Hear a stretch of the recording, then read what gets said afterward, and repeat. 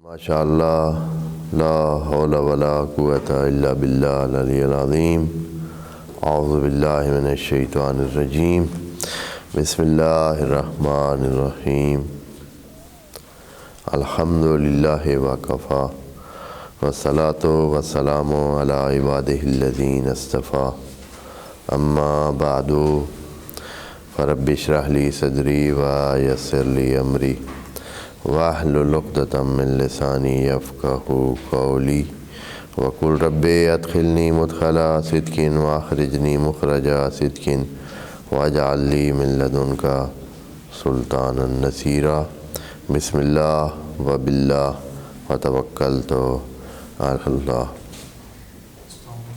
وعلیکم السلام۔ قال اللہ تبارک و تعالی فی سورۃ البقرہ آیت نمبر 272 اعوذ باللہ من الشیطان الرجیم بسم اللہ الرحمن الرحیم لیس علیک ہداہم ولکن اللہ یہدی من یشاء وما تنفقوا من خیر فلانفسکم وما تنفقون الا ابتغاء وجہ اللہ وما تنفقوا من خیر یوفی الیکم وانتم لا تظلمون للفقراء الذین احصروا فی سبیل اللہ لا یستطیعون ضربا فی الارض یحسبهم الجاہل اغنیاء من التعفف تعرفهم بسیماهم لا یسألون الناس الحافا وما تنفقوا من خیر فإن اللہ بہ علیم۔ صدق اللہ العظیم۔ انفاق کی بات میں اس آیت میں خدا کریم نے یہ مسئلہ واضح کر دیا کہ انفاق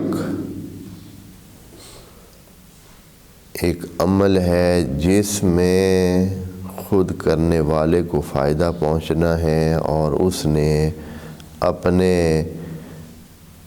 فائدے کے لیے جو کچھ کرنا ہے۔ نبی کو خطاب کر کے خدا کریم نے کہا کہ آپ کا اس حوالے سے کوئی ذمہ نہیں ہے اگر یہ لوگ انفاق نہ کریں تو۔ درمیان میں ایک بات کہہ کر دونوں طرف کو یہ بات بتا دی، یعنی ایک طرف نبی ہیں، ان کو یہ بتانا تھا کہ آپ بے فکر ہو جائیں، اگر یہ انفاق نہ کریں یا کریں آپ کا مسئلہ نہیں ہے اگر یہ نہیں کرتے۔ یعنی جو آخر میں جملہ ہے اس جملے سے پتہ چل رہا ہے کہ اگر کوئی منفی رویہ رکھتا ہے آپ کے اس انفاق کے حوالے سے، اتنی باتیں جو ہم نے بتائی ہیں ان کے بتانے کے باوجود بھی کوئی بندہ انفاق فی سبیل اللہ کے حوالے سے اپنے آپ کو پیچھے رکھتا ہے تو آپ پرواہ نہ کریں۔ لیس لکا لیس علیکا ہداہم، آپ کے ذمے ان کو ہدایت یافتہ بنانا نہیں ہے۔ ہاں، ان کو کیا ہے، آپ نے تعلیم دینی ہے، آپ نے ہدایت دینی ہے، لیکن ہدایت کا جو پہلا مرحلہ ہے، ہدایت دینے کے مرحلے پر آپ نے کام کرنا ہے، یعنی تبلیغ کے مرحلے پر کام کرنا ہے۔ ہدایت یافتہ بنانا صرف اللہ کا کام ہے۔ وَلَٰكِنَّ اللَّهَ يَهْدِي مَن يَشَاءُ، اللہ جو ہے وہ خود ہدایت دینے والا ہے، وہ جس کو چاہے گا اس کو ہدایت ملے گی، نہیں چاہے گا، اور اس کے نہ چاہنے کی وجہ بھی قرآن میں بہت ساری جگہ پہ واضح بتایا ہوا ہے، وعلیکم السلام، کہ کیوں نہیں وہ کسی کے بارے میں چاہے گا۔ جیسے کہ ابھی پچھلی آیت میں بھی کہا ہے کہ ان اللہ لا یہدی القوم الظالمین، مثلا ظالمین جو ہیں وہ اللہ کی ہدایت کے حقدار ہیں ہی نہیں۔ پچھلی آیت کے آخر میں تھا کس میں آیت تھا، یہ انہی آیات کے میں سے کسی ایک آیت کے آخر میں ہے کہ ان اللہ لا یہدی القوم الظالمین، اب دیکھ لیں پیچھے کی آیت میں ہے۔ تو بہرحال ایک فارمولہ معلوم ہے خدا کریم کی طرف سے کہ کیسے وہ ان کو ہدایت نہیں دیتا ہے جو ظالمین ہوتے ہیں۔ یہ اسی طرح اور بھی کئی جگہ مختلف خدا کریم نے بتایا ہے کہ کن کو وہ ہدایت نہیں دیتا ہے، یعنی ہدایت ہونے ہی نہیں دیتا ہے۔ ہدایت پہنچانے کے لیے تو منع نہیں ہے، اس لیے کہ ہدایت پہنچانا یہ سب کے لیے، خدا کریم اپنی طرف سے بھی یا ایھا الناس کہہ کر سب کو بات کہہ رہا ہے، لیکن پھر ان کو ہدایت ہونے نہیں دیتا ہے۔ وعلیکم السلام۔ وجہ یہ ہوتی ہے کہ وہ بدنیتیں ہوتے ہیں اور ٹھیک لوگ نہیں ہوتے ہیں، ان کے اور کارنامے ایسے نہیں ہوتے ہیں کہ وہ اپنی سزا سے بچ سکیں۔ ان کو سزا کی طرف لے جانے کے لیے خدا کریم ان کو ہدایت کا راستہ ہی ان کا روک لیتا ہے۔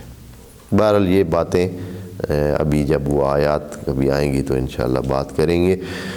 تو یہاں جو ہے اس آیت میں یہ بات کہنی تھی کہ اے نبی آپ بے فکر ہو جائیں ایک طرف، اور دوسری طرف مومنین کو بھی یہ کہنا تھا کہ آپ نے اگر کوئی ہدایت کا کام کیا، آپ نے کوئی انفاق کا کام کیا تو یہ نبی پر کوئی احسان نہیں ہے یا خدا پر کوئی احسان نہیں ہے، یہ آپ اپنے فائدے کے لیے کریں گے۔ اس لیے کہا تھا وَمَا تُنْفِقُوا مِنْ خَيْرٍ فَلِأَنفُسِكُمْ، اگر آپ کچھ خیر کرتے ہیں تو یہ اپنے فائدے کے لیے کرتے ہیں۔ خدا کریم نے یہاں درمیان میں خدا کریم کا جو انسان کے ساتھ تعلق ہے اس کی وضاحت بھی کر دی کہ انفاق کے حوالے سے خدا کا انسان کے ساتھ پھر کیا تعلق ہے۔ اگر اپنے فائدے کے لیے انسان کر رہا ہے تو پھر اللہ کا اس میں کیا کردار ہے۔ تو خدا کریم نے اگلے ٹکڑے میں یوں کہا کہ وَمَا تُنْفِقُونَ إِلَّا ابْتِغَاءَ وَجْهِ اللَّهِ، آپ جو انفاق کرتے ہیں تو وہ ہوتا چونکہ وجہ اللہ کے حصول کے لیے ہے، اس لیے آپ کا تعلق اللہ کے ساتھ قائم ہو جاتا ہے۔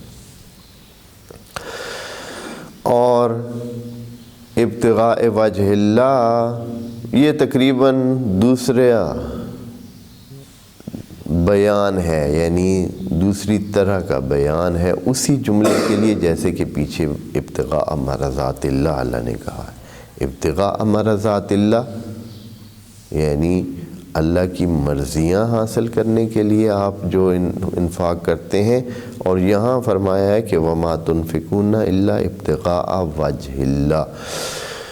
اور اس آیت کو، اس ٹکڑے کو، جیسے کہ قرآن کا اصول ہے، قرآن کو سمجھنے کے لیے صرف آپ ایک آیت کو یا ایک حصے کو دیکھ کر آپ قرآن کا معنی نہیں سمجھ سکتے۔ جیسے کہ تمام دساتیر عالم، آئین نامے جو ہیں تمام ملکوں کے، کسی بھی ملک کا، اس کی تشریح جو اس ملک کی اعلیٰ عدالتیں ہیں اس کے بڑے جج کرتے ہیں، اور طریقہ کار یہ ہوتا ہے کہ صرف ایک بند کو یا ایک دفعے کو، اس کے دستور کے ایک دفعے کو یا ایک بند کو دیکھ کر اس کی تشریح نہیں کی جا سکتی، بلکہ ایک بند کو کسی دوسرے باب کے ایک دوسرے بند کے ساتھ جوڑ کر یا ان کو ملا کر یا اس زاویے میں دیکھ کر اس کی تشریح کی جاتی ہے۔ صرف ایک حصے کو صرف دیکھ کر آپ اس کی وضاحت نہیں کر سکتے۔ قرآن بھی بعین ہی اسی طرح ہے کہ آپ اگر ایک آیت کی وضاحت کرنا چاہتے ہیں تو آپ اس کو اس سے مربوطہ آیات کے ساتھ رکھ کر جب دیکھیں گے تو پھر آپ کو صحیح معنی سمجھ آئے گا۔ جیسے اس آیت میں مثال کے طور پر اس آیت میں ہے وَمَا تُنْفِقُونَ إِلَّا ابْتِغَاءَ وَجْهِ اللَّهِ، آپ نہیں انفاق کرتے مگر حصول وجہ اللہ کے لیے، آپ وجہ اللہ کو حاصل کرنا چاہتے ہیں۔ اچھا، اب ہمارے پاس یہ سوال بن جاتا ہے کہ وجہ اللہ کیا ہے؟ اب وجہ اللہ کو سمجھنے کے لیے آیت کا وہ حصہ اس کے ساتھ جوڑیں گے جس میں خدا کریم نے فرمایا ہے کہ اینما تولوا فثم وجہ اللہ، آپ جدھر بھی منہ کریں وہی وجہ اللہ ہے، آپ جدھر بھی رخ کریں گے آپ کے سامنے وجہ اللہ ہی ہوگا، یعنی خدائی، یعنی کائنات، یعنی کل مخلوق خدا۔ اینما تولوا فثم وجہ اللہ، یعنی جدھر بھی رخ کریں وہ خدا کا ایک رخ ہے، خدا کا ایک رخ ہے۔ مثال کے طور پر آپ درخت دیکھتے ہیں، یہ خدا کا ایک رخ ہے۔ اگر آپ پانی دیکھتے ہیں، خدا کا ایک رخ ہے۔ زمین دیکھتے ہیں، خدا کا ایک رخ ہے۔ سورج دیکھتے ہیں تو یہ بھی خدا کا ایک رخ ہے۔ آپ اپنے سامنے انسانوں کو دیکھتے ہیں، یہ بھی خدا کا ایک رخ ہے۔ پرندوں کو دیکھتے ہیں، خدا کا ایک رخ ہے، یعنی اس کی صفات کا ایک مظہر ہے۔ کسی صفت اس میں جو ہے، جو چیزیں پائی جا رہی ہیں، جو اس میں صفات ہیں، جو اس کی خصوصیات ہیں، خدا کی خصوصیات کا ایک رخ اس میں موجود ہے۔ اس کی خالقیت تو سب میں ہے، یہ تو پہلا رخ ہے۔ خالقیت اس کی اس میں موجود ہے کہ اس نے خلق کی ہے، تو یہ ایک اس کا نمونہ ہے، اس کی مثال ہے، یہ رخ ہے اس کا، یہ اس کی علامت ہے۔ تو اب یہاں خدا کریم فرما رہے وَمَا تُنْفِقُونَ إِلَّا ابْتِغَاءَ وَجْهِ اللَّهِ، وجہ اللہ کے پانے کے لیے آپ انفاق کر رہے ہیں۔ اس کا مطلب یہ ہے کہ آپ خدا کی تمام خدائی کو، اس کی جو بھی وجہ اللہ، جسے وجہ اللہ کہتے ہیں، اس کو پانے کے لیے آپ انفاق کرتے ہیں۔ یعنی ایک خدا کریم فرما رہا ہے کہ یہ جو آپ انفاق کریں، جملہ خبریہ بھی ہو سکتا ہے اور انشائیہ بھی معنی دے سکتا ہے۔ اگر خبریہ ہو تو بھی معنی اس کا یہ ہے کہ یعنی اے انسانوں، یہ ایک حقیقت ہے کہ اگر آپ انفاق کرتے ہیں تو آپ وجہ اللہ کو پانے کے لیے کرتے ہیں۔ اور یہ انشائیہ بھی معنی دے سکتا ہے، اس کا معنی یہ ہے کہ اے انسانوں، کبھی بھی انفاق مت کرنا مگر یہ ہے کہ وجہ اللہ کو پانے کے لیے کرنا، ضائع نہ کرنا اپنا انفاق۔ انسانوں کا وجہ پانے کے لیے، انسانوں کی نظر پانے کے لیے، انسانوں کی طرف سے قدردانی اور آپ کی بڑائی اور احترام پانے کے لیے یہ کام مت کریں۔ اللہ کی طرف سے اپنا احترام بنانے کے لیے یہ کام کریں، وجہ اللہ پانے کے لیے یہ کام کریں۔ وَمَا تُنْفِقُونَ إِلَّا ابْتِغَاءَ وَجْهِ اللَّهِ، یہاں جب یہ اللہ کی بات ہوئی تو پھر ایک ذہن میں یہ بات آ جاتی ہے کہ دنیا میں تو مارے جائیں گے، دنیا میں تو مسئلہ بن جائے گا، دنیا میں تو نقصان کر دیں گے، جب انفاق کریں گے، خرچ کر دیں گے، اپنے مال اور جو وسائل ہیں ان کو ایثار کر دیں گے، قربان کر دیں گے، تو مسئلہ بن جائے گا، یعنی کمزوری کا احساس ہوگا، مال ختم ہو جائے گا، ایک قسم کے توحید دست ہو جائیں گے، کمزور ہو جائیں گے۔ تو خدا کریم نے فوراً اس چیز کو بھی کہ اے انسانوں، انفاق سے آپ بھوکے نہیں ہوتے، کیا کہا؟ وَمَا تُنْفِقُوا مِنْ خَيْرٍ، اگر آپ کچھ بھی خرچ کرتے ہیں، کچھ بھی خرچ کرتے ہیں،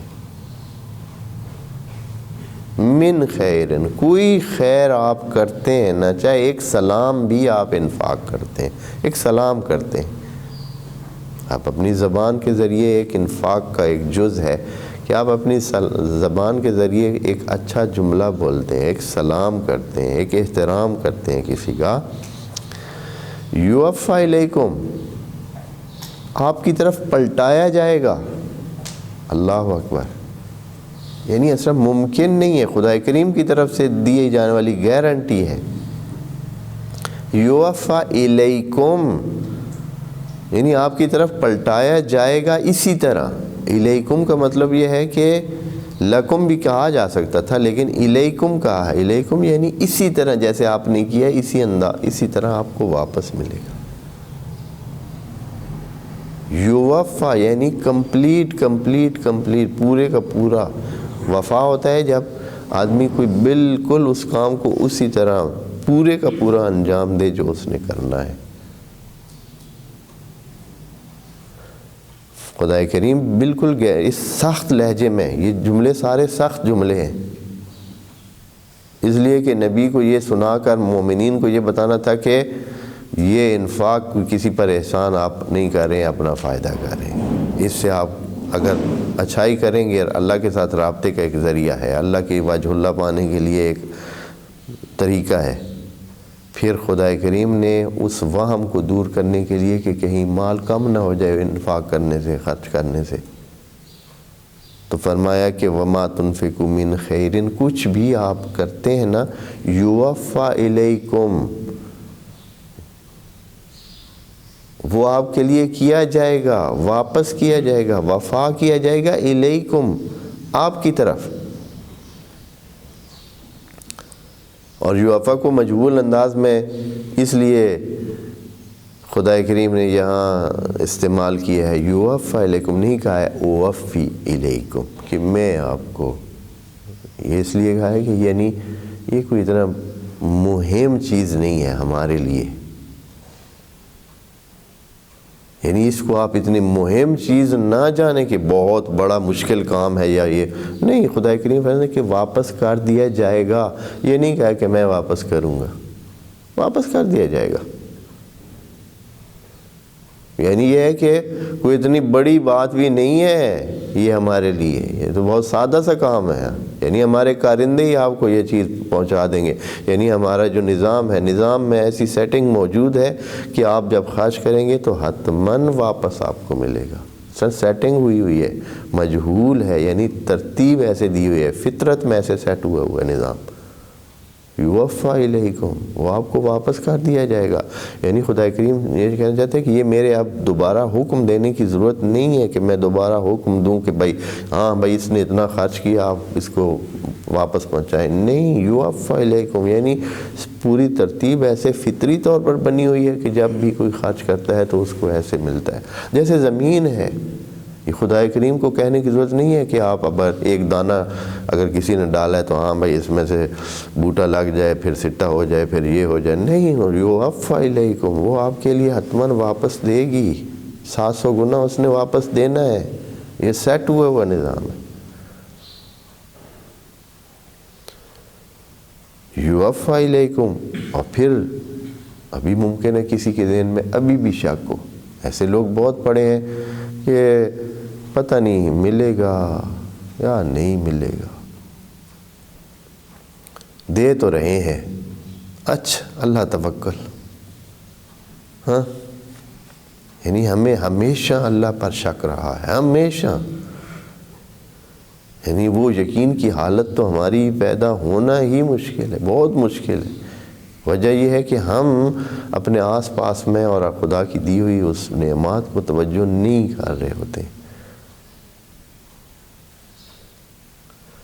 پھر شک ہے، خدا کریم نے پھر آخر میں ایک اور جملہ کہہ کر ایک اور استحکام دے دیا ہے اپنی اس گارنٹی کو، کہا وَأَنْتُمْ لَا تُظْلَمُونَ، اے بدبختو آپ پر ظلم کرنے کی ضرورت کیا ہے ہمیں؟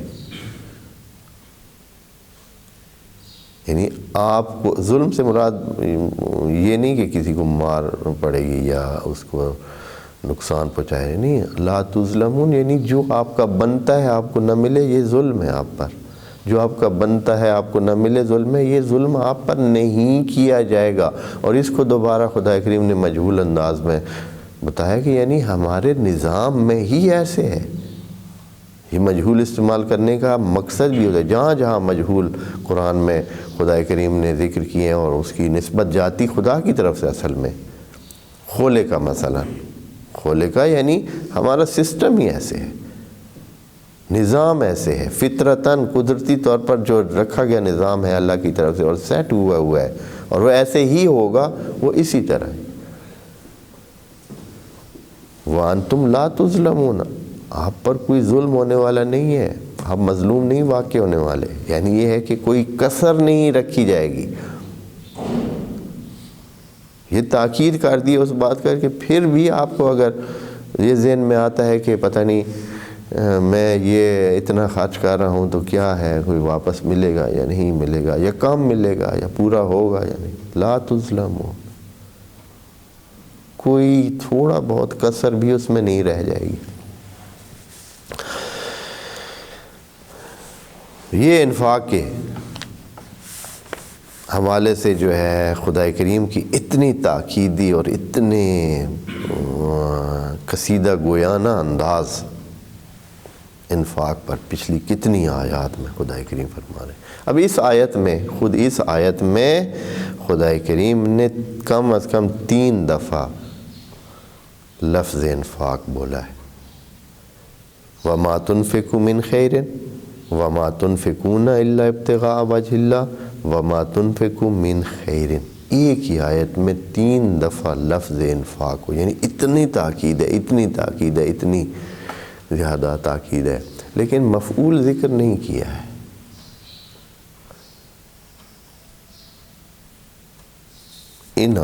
اس آیت میں اور اس سے پہلے بھی مفعول ذکر نہیں کیا، سوائے وہ جو فی سبیل اللہ کی ایک عمومی مفعول ذکر کیا تھا، عمومی مفعول تھا، یعنی سبیل اللہ تو بہت چیزیں، تمام وہ جائز کام جو اللہ نے جائز قرار دیے وہ سارے فی سبیل اللہ ہیں۔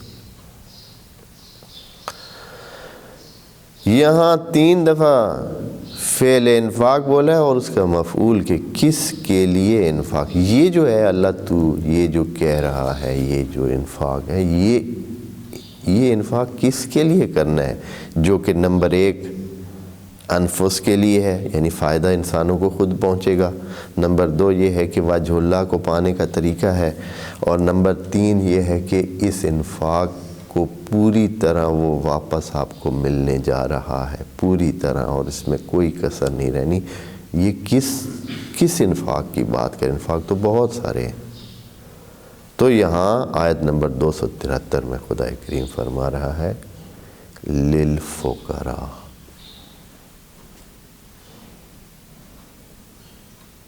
فقراء کی طرف انفاق کرنا ہے۔ اے اللہ، یہ ذرا فقیر کی بھی وضاحت کر دیں آپ، ہمیں نہیں سمجھ آئی فقیر کس کو کہتے ہیں۔ للفقراء یعنی ہر قسم کے فقیر۔ کئی آیات میں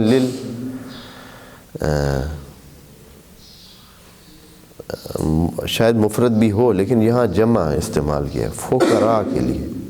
اب فقراء کے لیے اس کا مطلب ہے کہ فقیر یہ ایک قسم کے بہت سارے فقیر بھی ہو سکتے ہیں اور بہت ساری اقسام کے فقیر بھی ہو سکتے ہیں۔ فقراء کا لفظ دونوں معنی دے سکتا ہے۔ بات سمجھ آئیے، توجہ کریں۔ ایک قسم کا فقیر بہت سارے ہوں تو بھی فقراء ہوتے ہیں، بہت ساری قسم کے فقیر ہوں چاہے وہ ایک ایک کر کے بھی ہوں تو بھی فقراء ہو سکتے ہیں۔ فقیر کی قسمیں ہوتی ہیں، فقراء کی قسمیں، فقراء یعنی فقر، یعنی جو بھی خلو کا شکار ہے، جو بھی خالی ہاتھ ہے، جو بھی اس حوالے سے خالی ہے، جو نہیں پورا کر پا رہا ہے۔ اے اللہ ذرا وضاحت کر دے کن لوگوں کو ہم فقیر سمجھیں۔ فرماتا ہے الذین، یہ وضاحت ہے، فقیر کی وضاحت ہے۔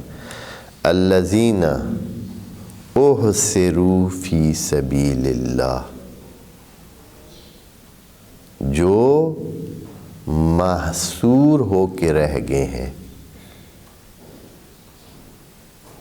محصور ہو کے رہ گئے ہیں فی سبیل اللہ۔ فی سبیل اللہ کا معنی پہلے بھی عرض کر چکے ہیں، پھر بتا دیتے ہیں، یعنی جو زندگی خدائی زندگی کرنا چاہتے ہیں، سادہ خدائی زندگی، یعنی بندے خدا بن کے رہنا چاہتے ہیں، اس کے شریعت کے مطابق رہنا چاہتے ہیں، اس کے بتائے ہوئے اصولوں کے اور فروعات کے مطابق رہنا چاہتے ہیں، یہ فی سبیل اللہ ہے۔ یہ فی سبیل اللہ رہتے ہوئے کیا ہو گئے ہیں؟ محصور ہو گئے ہیں، محبوس ہو گئے ہیں، یعنی رک گئے ہیں، پھنس گئے ہیں۔ احصروا یعنی پھنس گئے ہیں، حصر ہو گئے ہیں کسی چیز کو، جس کو کھل ملنی چاہیے اور کھل نہ ملے، اس کو کہتے ہیں حصر، پابند ہو جانا، رک جانا۔ کیسے؟ مسلم ہے کہ اس کو کہا گیا جھوٹ نہیں بولنا ہے، وہ جھوٹ نہیں بولتا ہے تو اس کا مال بھی کوئی نہیں لیتا ہے۔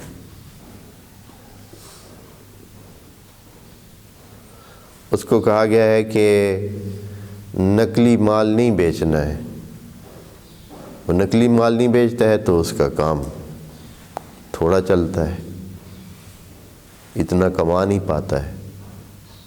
اس کو کہا گیا ہے کہ دودھ میں پانی نہیں ملانا ہے، وہ دودھ میں پانی نہیں ملاتا ہے تو نفع اتنا نہیں بنتا ہے، زندگی صحیح نہیں چلتی ہے، اوہ سے رو ہو جاتا ہے، پھنس جاتا ہے، یعنی معیشت میں پھنس جاتا ہے، کما نہیں پاتا ہے۔ کیوں نہیں کما پاتا ہے؟ فی سبیل اللہ، سبیل اللہ کی وجہ سے۔ اگر سبیل اللہ سے ہٹ کر وہ کرے تو وہ بڑے ہی کما سکتا ہے۔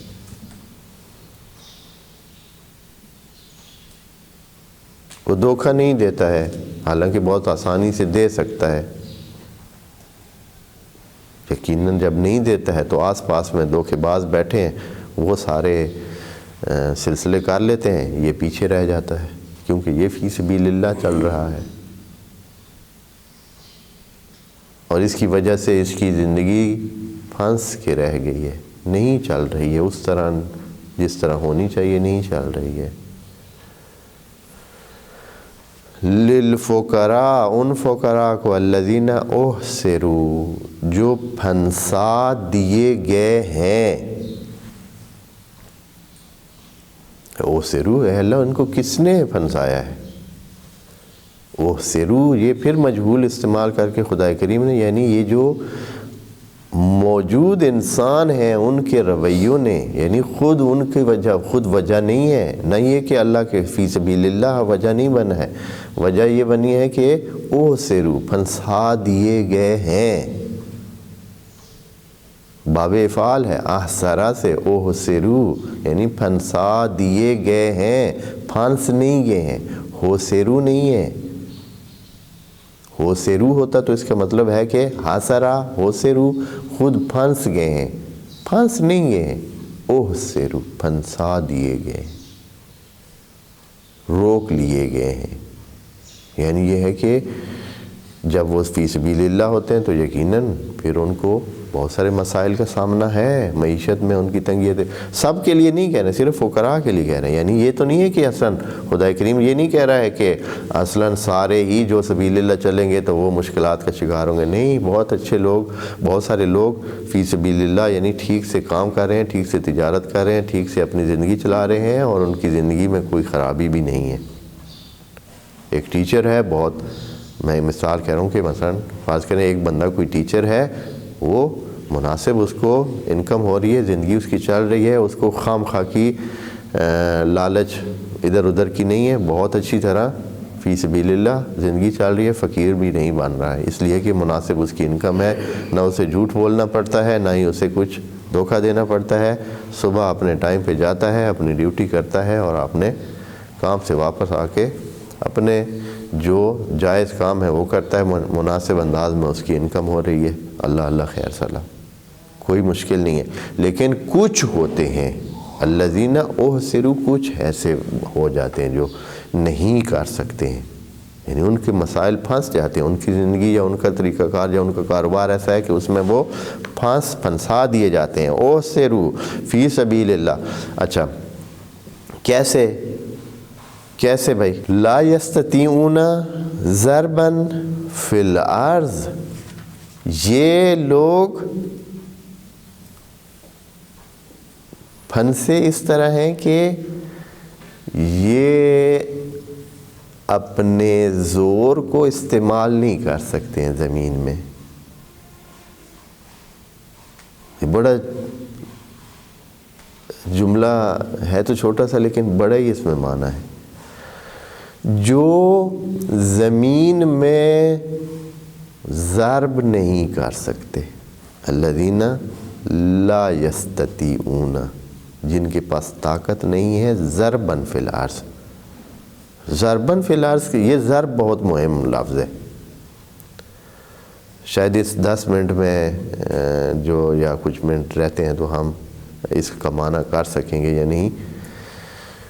ضرب، اس کا معنی کیا ہے؟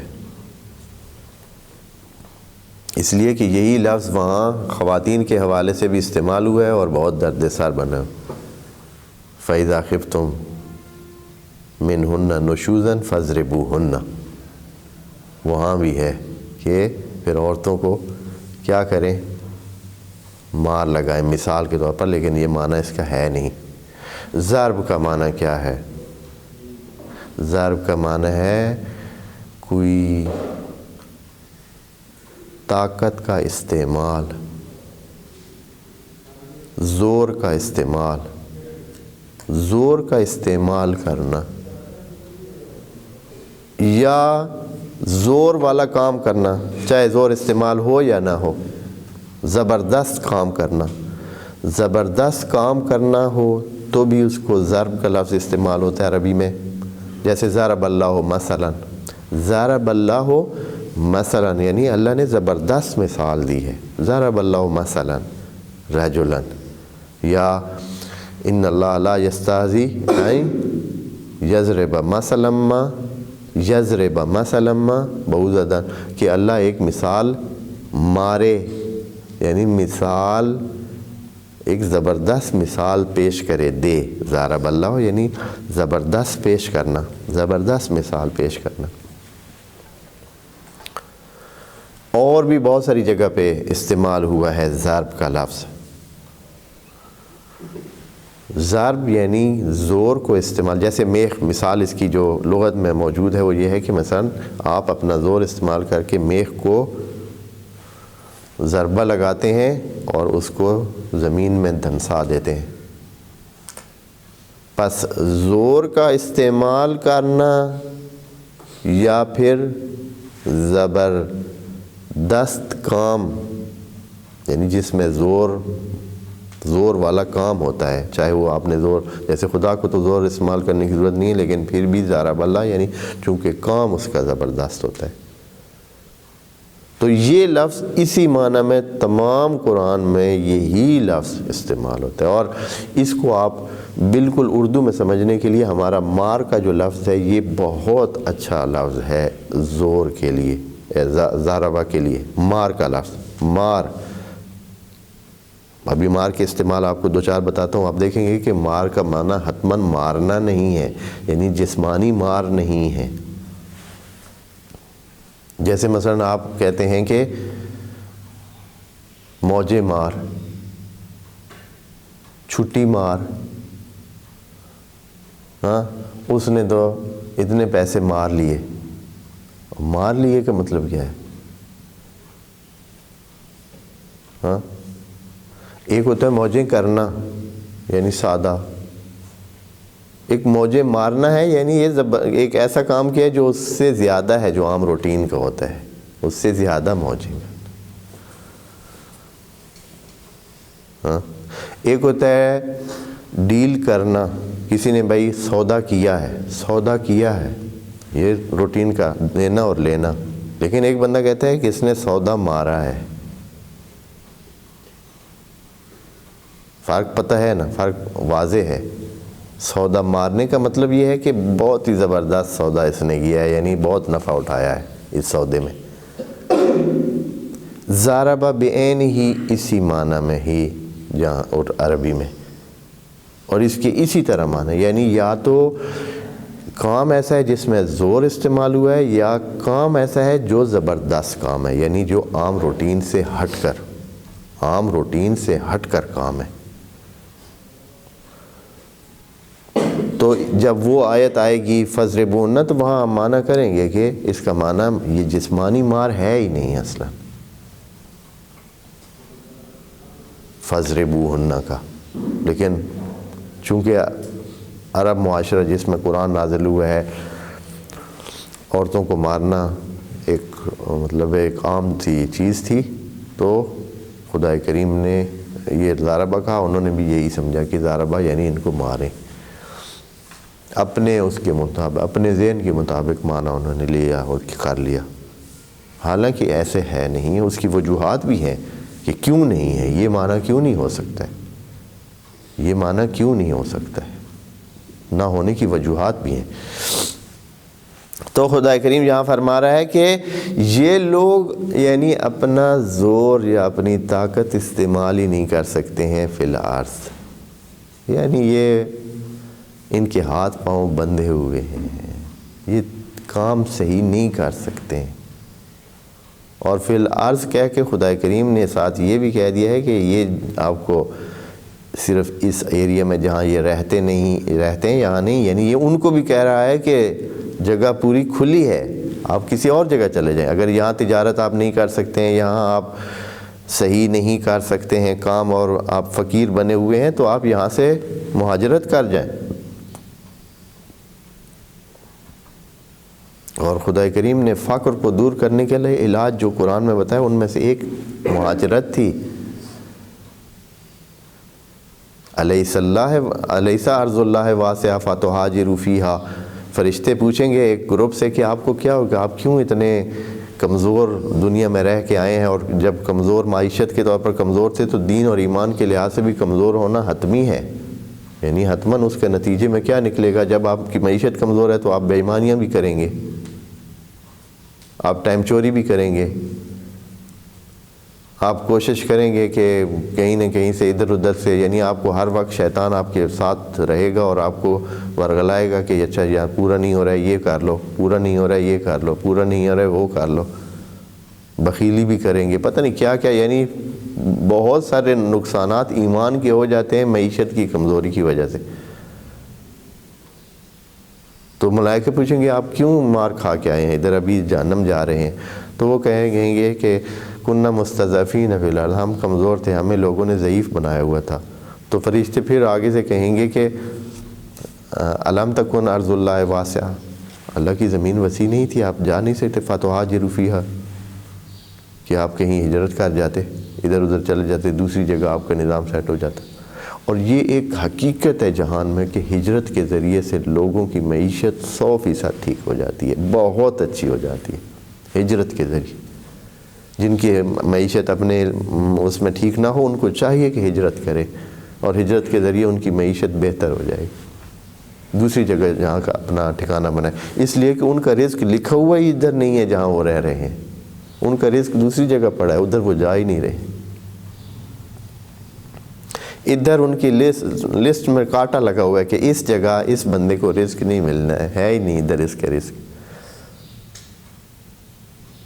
وہ خام خواہ بیٹھا ہوا ہے ادھر ہی چپکے ہوا ہے، تو بیٹھا رہے، اللہ کا سسٹم ہے اس میں نہیں ہے، تو ادھر جائے گا تو ملے گا۔